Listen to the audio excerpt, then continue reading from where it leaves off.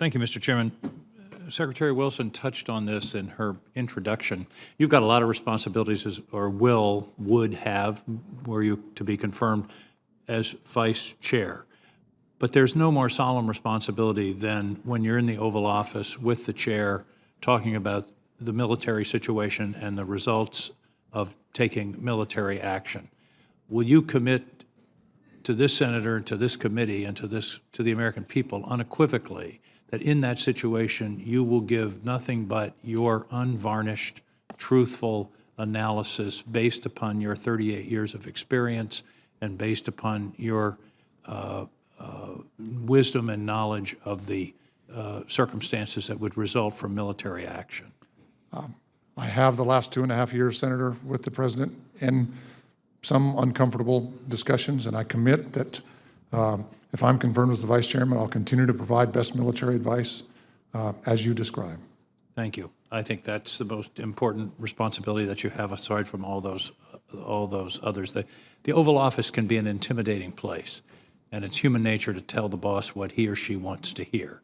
But your willingness to tell the truth under whatever the circumstances are is at the heart of your responsibility to this president and to this country.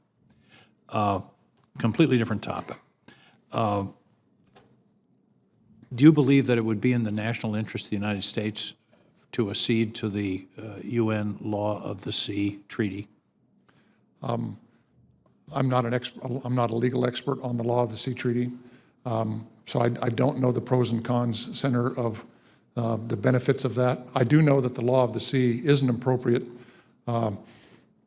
standard that nations look at, and including the United States, when they consider freedom of navigation, when they consider borders, when they consider all those kind of pieces. But I don't have enough legal knowledge to talk about the issue about that treaty. I've not looked at that, Senator. Thank you. How do you define the national security interests of the United States in the Arctic, which is one of the most strategic areas in the world? I think the national security interests of the Arctic have always been critical to North America. I've been a member of NORAD, the North American Aerospace Defense Command. I've watched General Shaughnessy talk about it this year in particular, and I think he talks about it very well as the commander of NORTHCOM and NORAD. As the climate changes and that part of the world does open up to navigation, the threats up there will be much more significant. But you go all the way back to the 50s when we built the distant early warning line all the way up north in order to watch the threats from the Soviet Union at the time to make sure we could see the threats in time to respond. That has always been a critical piece. It's going to become more critical, though, as the sea lanes open up.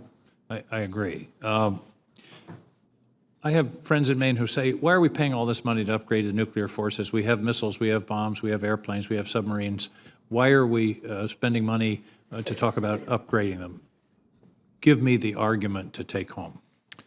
So in 2029, it's going to become very, very difficult to maintain the Minuteman force in its current configuration, just because of the nature of rockets. And I won't go into the details there. You mean just because of their age? Just because of their age. The same is going to happen with the B-2 because of the stealth characteristics of the B-2. It's going to have to be replaced. It's interesting because at a certain date in the future, and I won't go into that here, the Ohio-class submarine that we currently operate will not be able to go into the water anymore.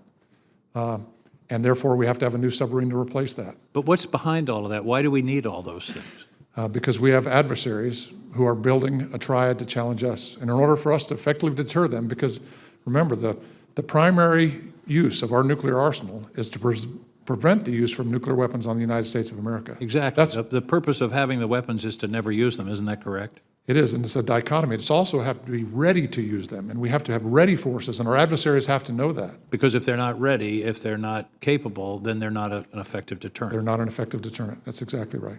Thank you. Thank you, Mr. Chairman.